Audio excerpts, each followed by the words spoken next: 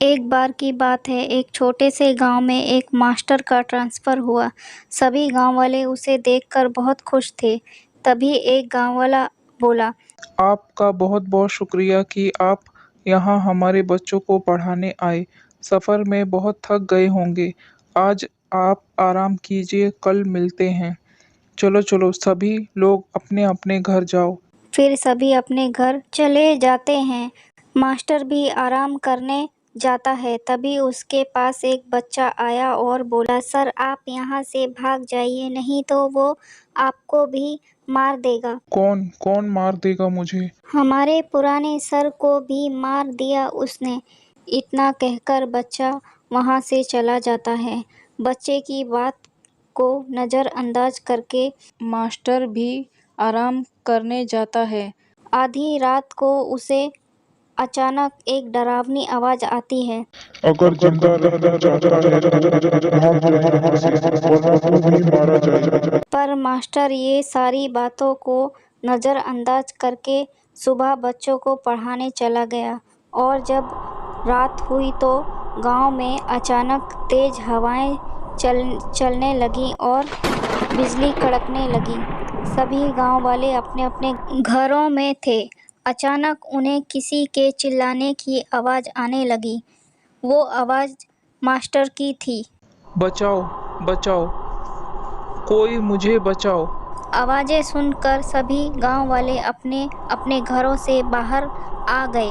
तभी गांव वालों ने देखा कि राक्षस मास्टर को घसीटते हुए ले जा रहा है। तभी सभी गांव वालों को मास्टर को इस हाल में देखकर दया आ गई। वो राक्षस के सामने कहने लगे, हमें माफ़ कर दो, छोड़ दो इस बेचारे को, जाने दो इसे।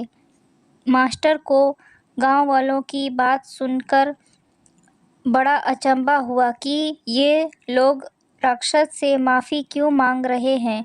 तभी मास्टर गांव वालों से पूछता है, कौन है ये और आप लोग इस शैतान से माफी क्यों मांग रहे हो? तभी एक गांव वाला उसे बताता है कि कुछ समय पहले ये भी तुम्हारी तरह यहाँ हमारे बच्चों को पढ़ाने आया था, पर एक दिन इसने गांव के मुखिया के बेटे को होमवर्क पूरा ना करने पर इसने उसे बहुत डांटा और मारा भी।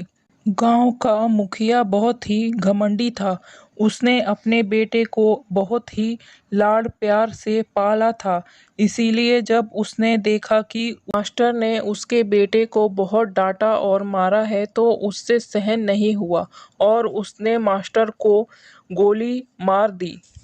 और तभी से जो भी मास्टर इस गांव में आता है वो अपनी जान से हाथ धो बैठता है। हमें माफ़ कर दो, हमने आपको पहले नहीं बताया क्योंकि हमें अपने बच्चों को पढ़ाना चाहते थे, लेकिन लगता है अब ये संभव नहीं।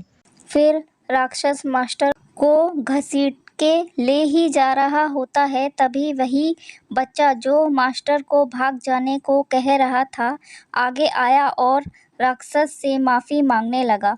दरअसल वो बच्चा और कोई नहीं बल्कि मुखिया का बेटा था।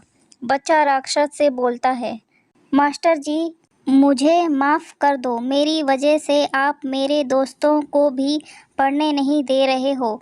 मेरे पिताजी को तो आपने पहले ही मार डाला है और अगर अभी भी आपका बदला पूरा नहीं हुआ है तो मुझे भी मार दो और इस गांव से चले जाओ। और ये कहकर बच्चा रोने लगता है।